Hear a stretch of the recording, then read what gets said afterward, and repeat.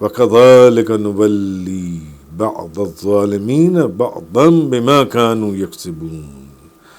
اور ہم اسی طرح بعض ظالموں پر بعض کو مسلط کر دیتے ہیں، بعض ظالموں پر بعض کو مسلط کر دیتے ہیں، کیونکہ وہ معصیت گناہ کے کام کرتے تھے۔ معلوم ہوا کہ جو بندہ بھی گناہ کے کام میں ملوث ہوتا ہے اس کے اوپر پھر ایسے لوگ مسلط کر دیے جاتے ہیں جس سے وہ اس دنیا میں بھی ذلیل ہوتا ہے اور آگے جا کر بھی ذلیل ہوتا ہے۔ اب آگے فرمایا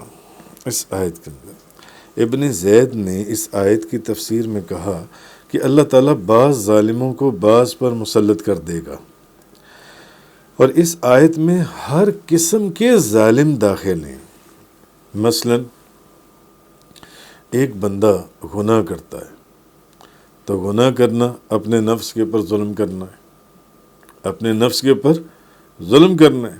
تو اس میں ہر طرح کے ظالم شامل ہیں۔ ایک دکاندار اپنی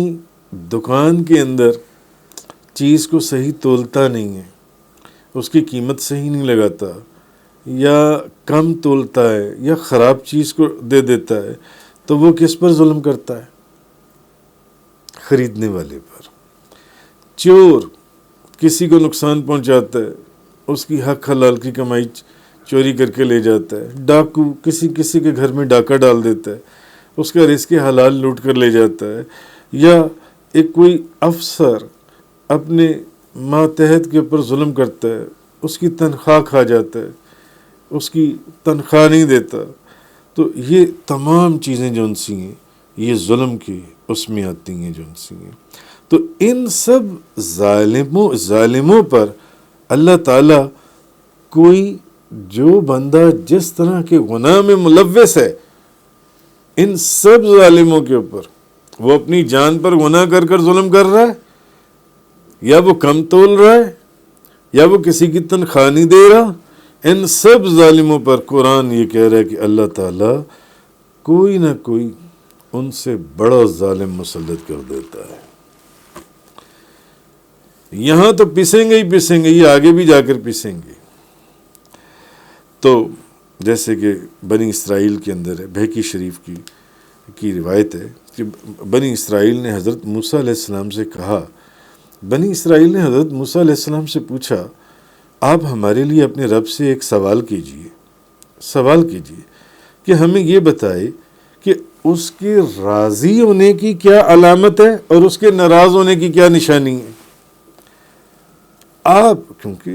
آپ کو تو شرف کلام حاصل ہے، آپ ذرا پوچھئے نا اللہ تعالیٰ سے کہ اس کے راضی ہونے کی نشانی کیا ہے اور اس کے ناراض ہونے کی علامت کیا ہے۔ تو حضرت موسیٰ علیہ السلام نے سوال کیا تو اللہ تعالیٰ نے فرمایا، موسیٰ انہیں یہ بتا دو کہ جب میں ان کے اچھے لوگوں کو ان کے اوپر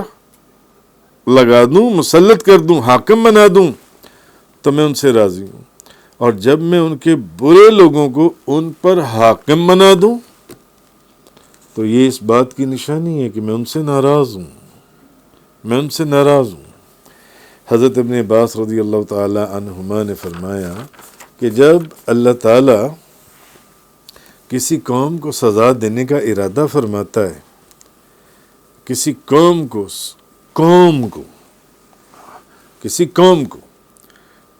قوم کو ایک بڑے گروپ کو جب سزا دینے کا ارادہ فرماتا ہے تو اس پر بدترین لوگوں کو حاکم بنا دیتا ہے۔ اسی لیے قرآن کریم کی اندر ہے سورۃ الشورى، وَمَا أَصَابَكُم مِّن مُّصِيبَةٍ فَبِمَا كَسَبَتْ أَيْدِيكُمْ وَيَعْفُو عَن كَثِيرٍ، اور تمہیں جو مصیبت پہنچتی ہے وہ تمہارے اپنے کیے ہوئے کاموں کا نتیجہ ہے۔ جو بھی تمہیں مصیبت پہنچتی ہے وہ تمہارے اپنے کیے ہوئے کاموں کا نتیجہ ہے، اور بہت سی باتیں ایسی ہیں، باتوں کو وہ معاف کر فرما